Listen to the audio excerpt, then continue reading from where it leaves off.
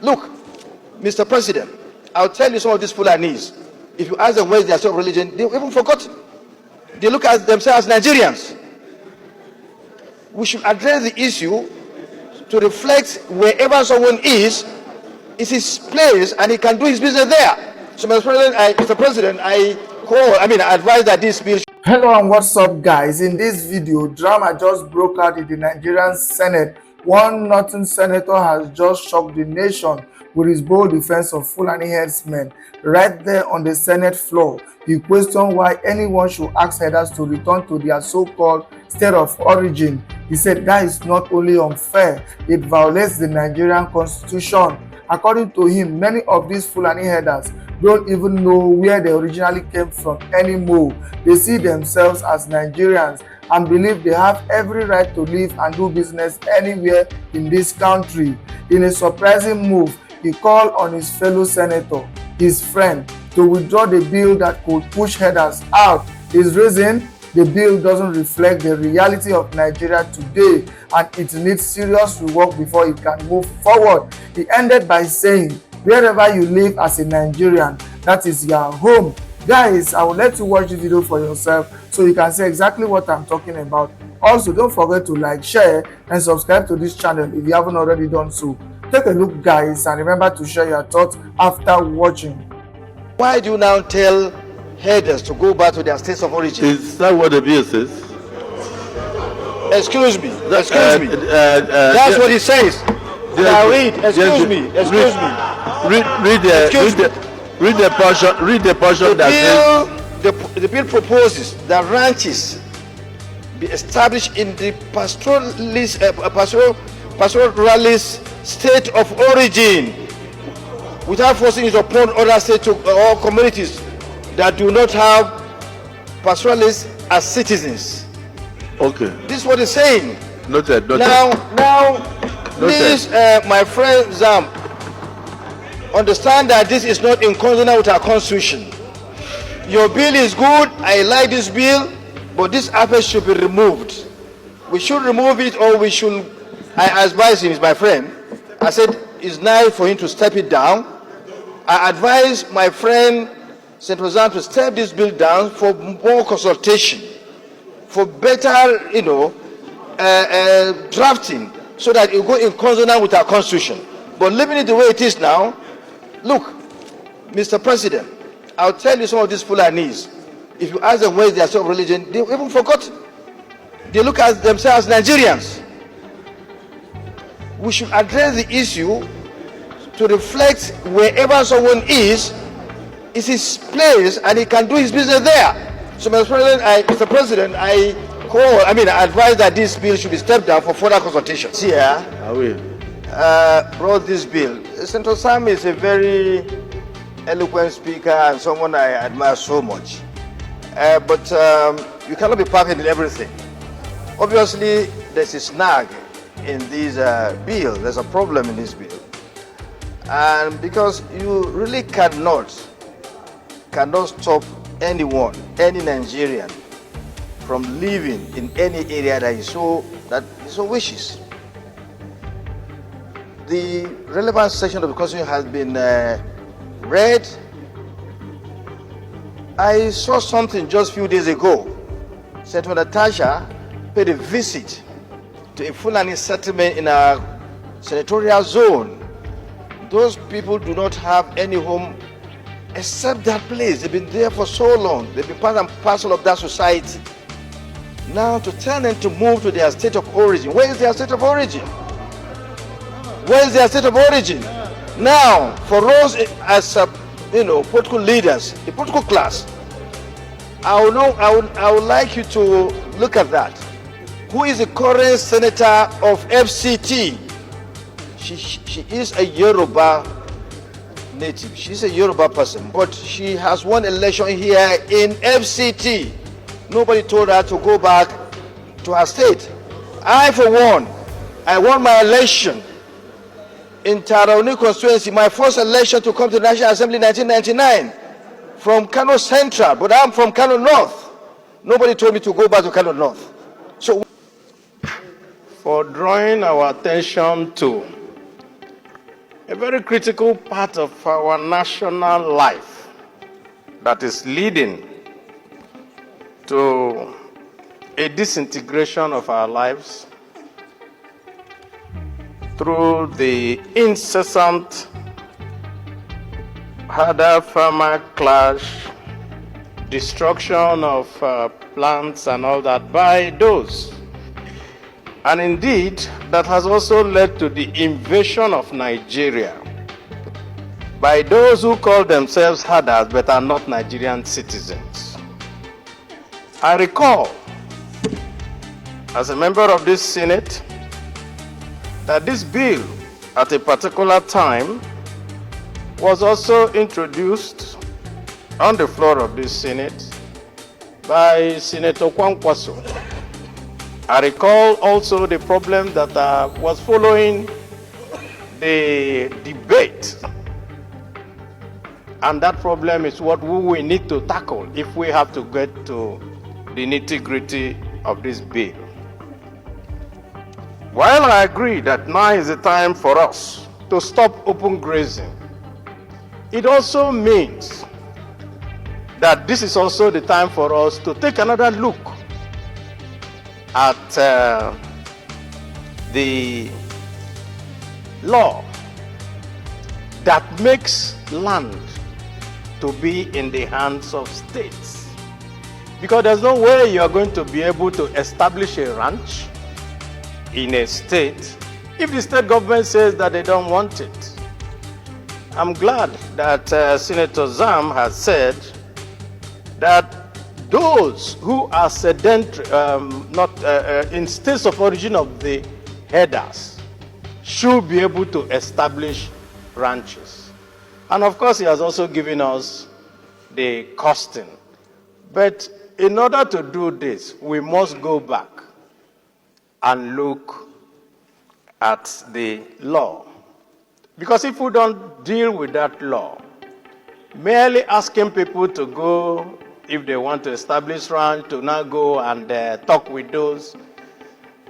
No one owns land. It's the state governments that own land. That means that even if you agree with the owners or settlers or a community or that, if the state government does not give its consent, then it means that you will not be able to go forward with it. So as we consider this, I also want us to look at the Land Use Act as an impediment to this particular very wonderful bill to ensure that we can get and put to rest this matter of herder-farmer clash. And I can see why. And I want to also recall to all my colleagues that at a particular time, the former governor of Kano State, Ganduje, suggested to everyone that he has enough land in Kano State for all the herders in Nigeria to come and graze. But of course, what happened is that some people are using these herders and all that to destabilize this country. Just 2 weeks ago, I was at home in my own local government in Obingwa, far down in the southern part of Nigeria in Abia State. Some women came to me and said that the herders were bringing their cows to finish up all their planted, and that there's nothing they can do. That even when they come there, they will threaten them that they are going to kill and maim, and there's nothing they can do about it. They wanted for me to do something about it. So I had to go to the local government chairman and said, let's go and see the DPO and let us, and they had to go to plead with those herders. That is the extent to which this has reached. Everyone in Nigeria, if you go from the west to the coast, all the way up to the middle belt and you go up to the north, farmers are under threat. And what it has led to is the food crisis that we have today. So I support this bill, and I say, as we consider it, let us also look at all the elements that will make us bring out a bill that will be for the interests of Nigeria. I will appreciate my colleagues just noting that this issues was discussed just a few weeks ago, and today it has reached the second reading. I think we must be commended. This issue, I believe, if we handle it with all the seriousness that is deserved, we will begin to see respite in the farmers-herders clashes. But distinguished Senate President, please, we should expand the role of the Commission, not only at establishing ranches. There is need for extension services. There is need for bringing better breeds of cattle.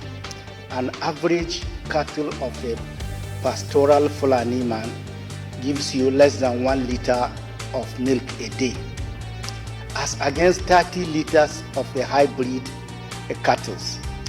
And this must be taken into consideration if we are going to make it a source of livelihood. Because as it is today, it's just a way of life, not necessarily livelihood for these people. So this is highly commendable, sir. And we need to emphasize, apart, what are the conditions that will give private ranching also the help they needed to go ahead. As you know, everybody is trying to run away from government-funded companies because they are not always being very well managed. We need to consider a way and manner for which private ranchers will be accessed to this commission, and they will get the necessary help for them to expand and establish ranches. Thank you very much, the Senate President. This is a wonderful deal at this time. Mr. President, you know, about 2 weeks ago, you handled something similar to this in a motion, where we call for a national summit. We all know that this is a national problem. It is not just a state problem. It's a problem that is ravaging all over our nation. And we cannot just sit down as responsible parliamentarians without finding a solution to it. Thank you for your able leadership, sir. First of all, in the north, we used to have a cattle route with open grazing those days. Those cattle routes, they have been taken over by communities. And now, no cattle routes. The cattle routes, they are all over the place. You will even see them on Abuja Street. You see them all over the place. They enter people's land, farmland, and causing problems all over the country. This bill must be allowed to have its place. We are going to consider this bill appropriately. All states must be ready to have cattle ranch. You know, the last government, they set up something that they called Rugan, and they gave, some states said they wouldn't go with it, and they rejected it. But when this bill is passed into law, by the time we are doing the public hearing, sir, we are going to invite stakeholders all over the country to ensure that we treat this issue as a national problem. So that's all these killings going on all over the place in the name of cattle ranching, in the name of kidnapping. We are going to find a solution to it. We cannot continue like this. This is a responsible government. This government has started well. Previous government, they've not been able to find a solution to it. I believe the leadership of National Assembly, headed by you, and the leadership of this country, headed by Asiwaju Bola Ahmed Tinubu, will find a solution to this problem. We are going to start with this bill. That before we can go into the clause-by-clause consideration of the bill, that we must have a public hearing. we must bring in all the stakeholders, the Farmers Association, the Mitiala, and then we must bring in the state governments and all the stakeholders so that everybody will have a say. And we must have a holistic discussion on this. Yeah, and then also, like Senator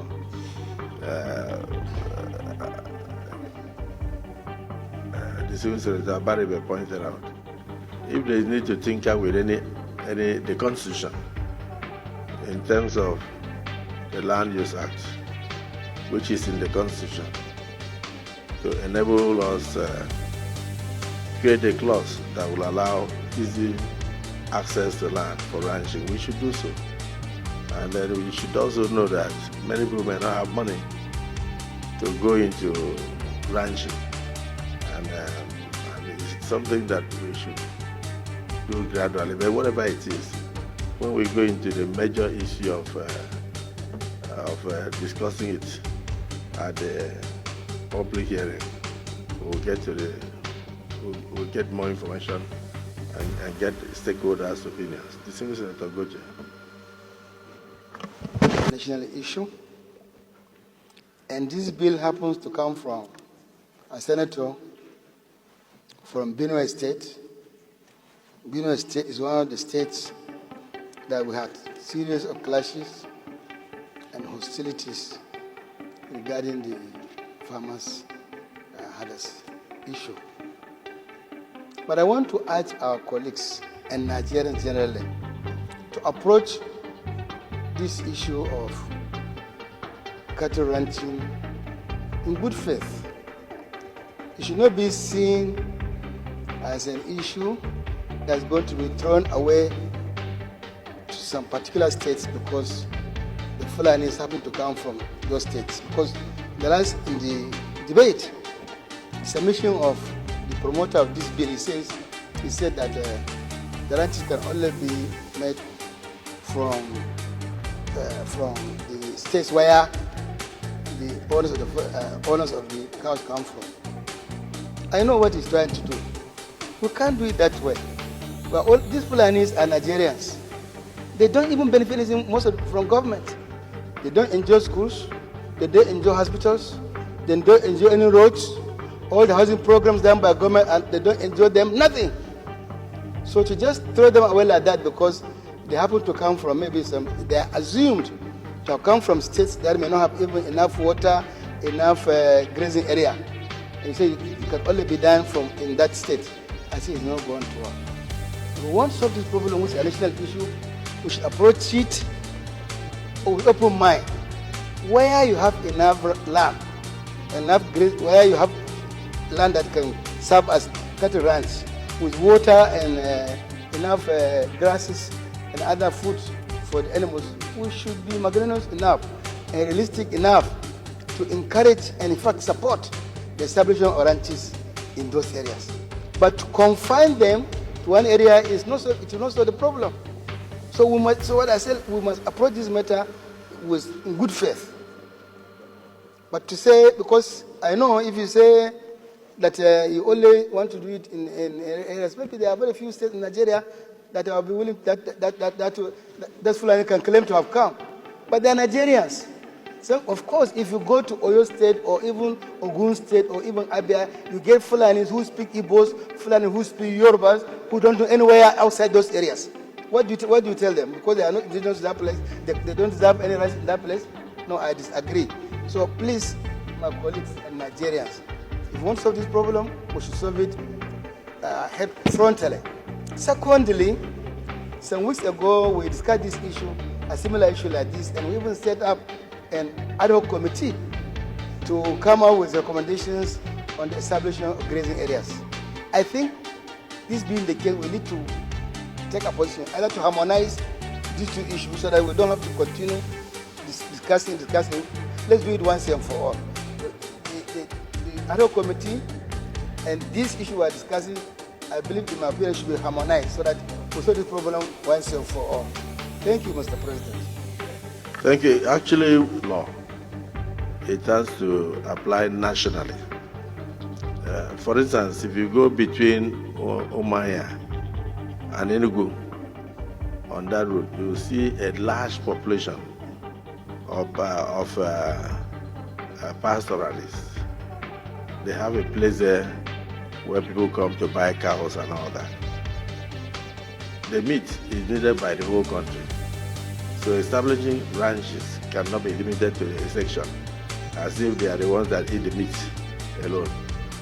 If we are trying to solve a problem, we must look at it holistically, and the whole country must be involved. That is where we come in terms of lawmaking, so that we make it almost mandatory for every state to have one. So we can do that when it is time for us to look at the nitty-gritty, so that it's not something you push to a particular area, because everybody needs this meat. Senator Kawu? Assalamu alaikum warahmatullahi wabarakatuh. Good evening, everyone. Hope you are doing well. Wishing you the best. Actually, I'm here to address my message to the people of Benue State. You people, you have to understand that to fighting each other is no solution for us. As we all belong to Nigeria, nobody can remove us to say that we Fulani people, we should leave the Benue State area, which is impossible. The only solution for us, we have to find out the grassroots of the problem to solving it. Everybody has, all of us, we have the traditional rulers, we have the leaders through political. We have to call their attention in order to find what is the beginning of the problem. We have to find the case, grassroots of the problem to solving each other. And everybody that commit crime, the action should be taken on him. There is not matter of showing tribalism. It's a matter of looking peaceful and true coexisting. This is only the thing that I want you people to understand. You people, you come out that say Fulani should leave that your area. How come? Are we not the citizen of Nigeria? We are the citizen of Nigeria, and nobody will remove us in our country. No matter who is that person, they're not person that able to remove us in our country. This has never happened. So everybody can find the right way. We should never show any discrimination. Whoever that commits something that is not commit illegal thing, we should take action on that person. So for that reason, I'm calling on you people. We have to find through diplomatic solution for us. Thank you so much.